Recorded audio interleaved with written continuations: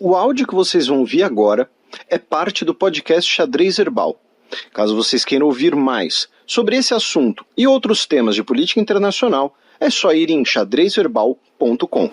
Bem, agora vocês ficam com a coluna da professora Vivian Almeida. Olá, pessoal, espero que estejam todos bem. Hoje eu vou trazer dois assuntos, um de uma análise mais ortodoxa, né, mais by the book, e outro quase que uma espécie de aplicação de caso concreto para aquelas análises e discussões que têm sido realizadas no âmbito de uma reforma tributária internacional a partir do diagnóstico de que deu ruim, o melhor termo técnico possível a ser utilizado. Então, primeiro, começando um pouco aí com uma espécie de antítese das notícias que tem circulado, que, como vocês, para quem se interessa por economia, já deve ter reparado, consenso não é muito a nossa praia, né? Nós não somos os profissionais mais conhecidos por termos um discurso uníssono, né? Então, a gente acaba, né, a depender de qual fonte você usa, qual analista você acompanha, a gente tem percepções muito diferentes. O caso emblemático aí foi o PIB do Brasil, no início da divulgação do PIB do Brasil, no início do ano, e as várias análises que daí decorreram. Bom, por um lado, você tem uma comemoração, e eu vou falar dos Estados Unidos nos dois casos, tá? Por um lado, você tem uma comemoração sobre os resultados positivos, quase que de maneira sistemática, especialmente pós-pandemia, de emprego, de crescimento e até uma certa dúvida com relação à percepção dos americanos que alegam confiar pouco no país, mas muito no seu próprio Estado, né? Revela bastante da intensificação da segmentação entre os estados nos últimos tempos, mas, ao mesmo tempo, esse diagnóstico de uma condição de política econômica pelo governo nacional, ele tem sido colocado em xeque com essa percepção dos americanos, ainda que se tenha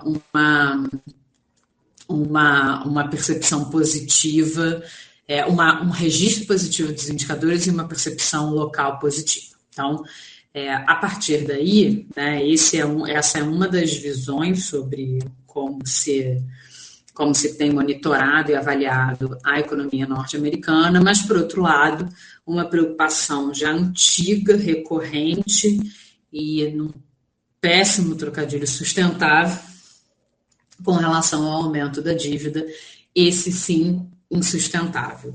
Então, quando eu falei que é uma análise mais ortodoxa, porque, em grande medida, as economias, a partir dessa lente, né, a partir desse conjunto teórico, são analisadas com base na sua capacidade de produção presente, mas também o quanto essa produção presente ela é elucidativa e preditora do futuro e, portanto, se esse resultado presente ele vai compor os principais indicadores e as principais circunstâncias para um crescimento futuro. Então, tentar explicar de uma forma mais didática, assim, quando você tem o resultado do PIB, não basta só você olhar o PIB, você tem que olhar o que a gente chama de formação bruta de capital fixo, que é investimento, se a sua balança comercial está favorável, se o seu balanço de pagamentos, né, ele mostra uma trajetória sustentável, tudo isso para dizer o seguinte, olha, isso não é um crescimento pontual, isso é parte das decisões do presente que a gente teve, mas como que a gente está construindo o nosso futuro, né? Assim, tal qual a gente faz na nossa vida, né? É claro que se você quiser medir se você tem uma vida boa, você vai falar, né, vai tratar de uma análise sobre como é a sua vida atualmente, mas também faz uma prospecção futura, né? Se você, para pensar em mercado de trabalho, se você está estudando, se você está se formando, se você tem um emprego com uma boa perspectiva, enfim, né? Tudo isso compõe aí a sustentabilidade de uma economia e com essa analogia aqui para o indivíduo que eu trouxe. E dentre esses indicadores são muito olhados os saldos primários, né, que é basicamente a diferença entre receita e despesa, o próprio crescimento econômico, a taxa de juros e a dívida. O crescimento econômico é autoexplicativo, né? É difícil você ter um resultado negativo num ano que projete um alto crescimento no outro, até porque tem expectativa dos agentes, processos de tomada de decisão, então, obviamente, é importante. Agora, os saldos primários, as taxas de juros e a dívida, elas informam de uma forma um pouco mais acurada, né? E por que a gente olha? Começa pelas taxas de juros, assim, você pode, nos Estados Unidos recentemente você teve ali a realização de uma série de políticas monetárias expansionistas, como a gente diz, né, e até uma específica que foi bem famosa, a quantitative easing, e que você, na verdade, coloca muito dinheiro na economia, esperando, né, na verdade, que os agentes respondam para o crescimento. A questão é que, para você conviver com políticas monetárias mais frouxas, por assim dizer, você tem que ter uma inflação muito controlada, ou você tem que acreditar muito que os agentes vão continuar procurando você e o seu dinheiro.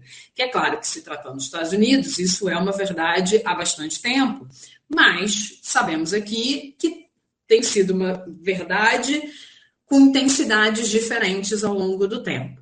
E isso acaba fazendo com que sejam pressões nos preços, ou aumento da desconfiança dos agentes, uma série de fatores que empurraria a taxa de juros para mais alta, mas, ao mesmo tempo, a não sinalização disso coloca em xeque a sustentabilidade dessa política.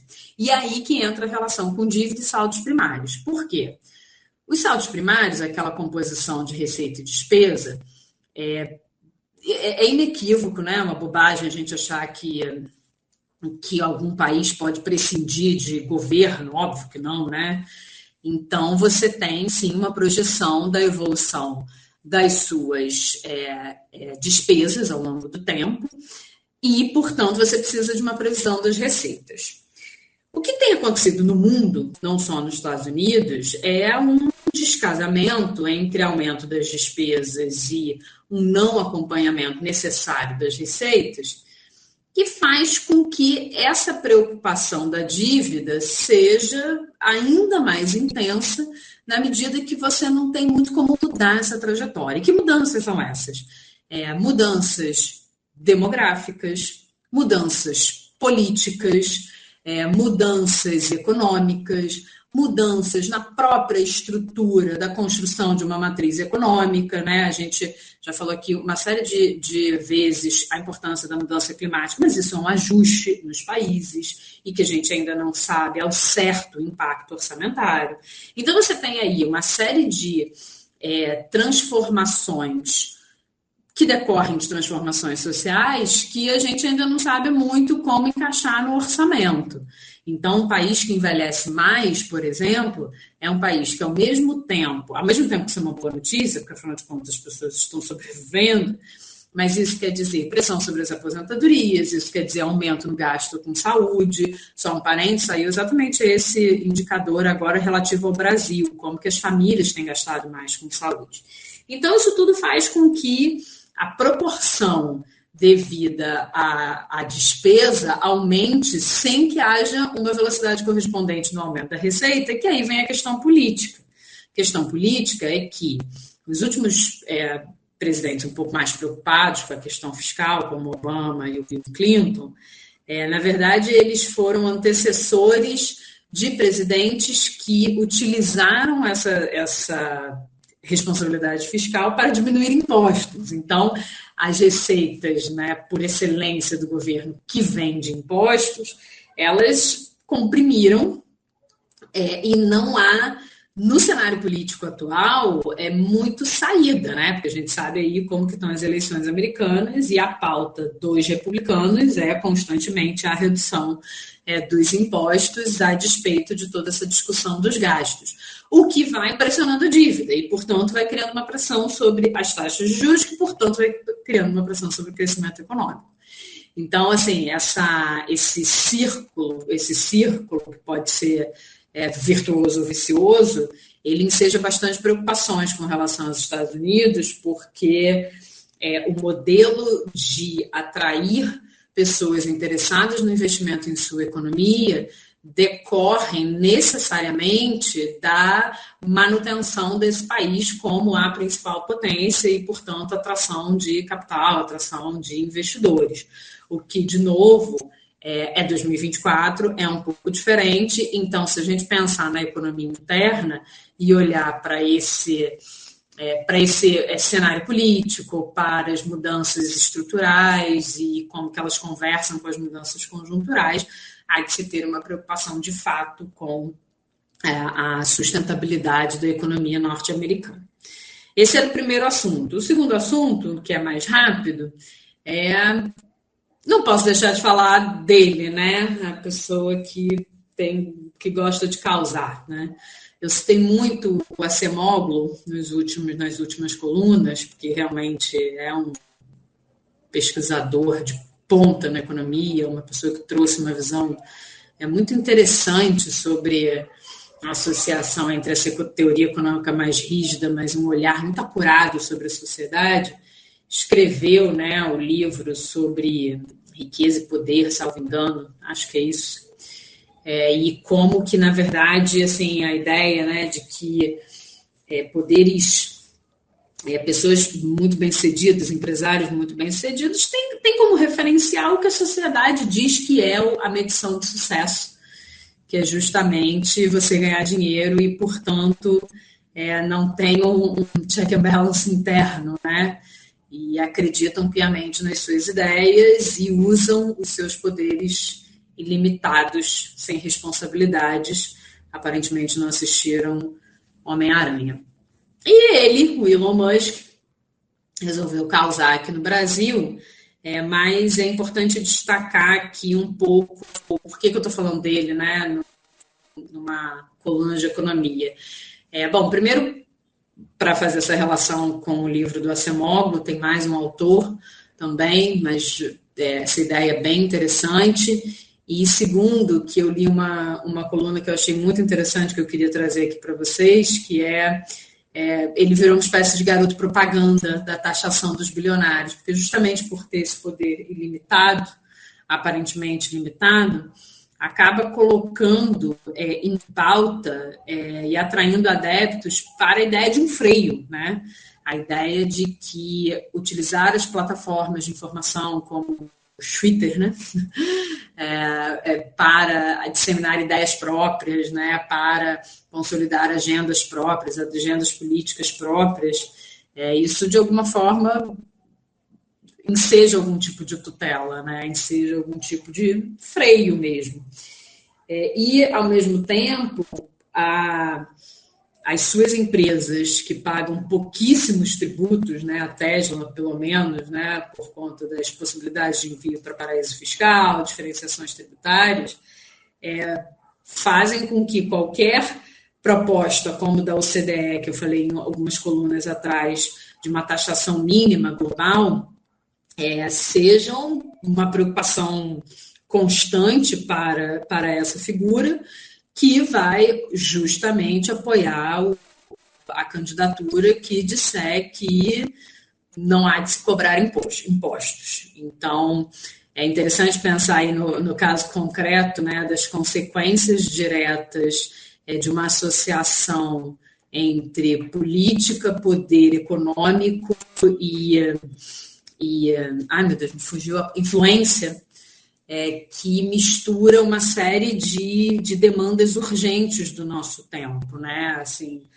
regulação. É claro que a regulação das redes, eu sei que tem, né, várias considerações a serem feitas, que pode ser uma armadilha, que não é uma defesa irrestrita aqui que eu estou fazendo, mas mas é uma discussão a ser feita, ao mesmo tempo que a tributação, de alguma forma, é também uma espécie de freio, né, para esse crescimento. O crescimento limitado não necessariamente é um problema em si, mas o uso dele pode ser. Então, acho importante a gente olhar para as consequências um pouco dessa construção dos valores, né, de como que a gente valora, como que a gente mede sucesso, como que isso pode se reverter para a sociedade ao ponto, né, de uma pessoa física querer de alguma forma, enfim, interferir no nosso Estado democrático de direito, por assim dizer. Enfim, pessoal, eu sei que esse é um assunto mais arenoso, né, que é difícil a gente falar sem que enseje uma série de opiniões, mas, né, de um lado ou de outro, mas ao mesmo tempo é o sinal dos nossos tempos e justamente por isso é importante que a gente traga para a pauta. É isso, pessoal. Até semana que vem. Beijo.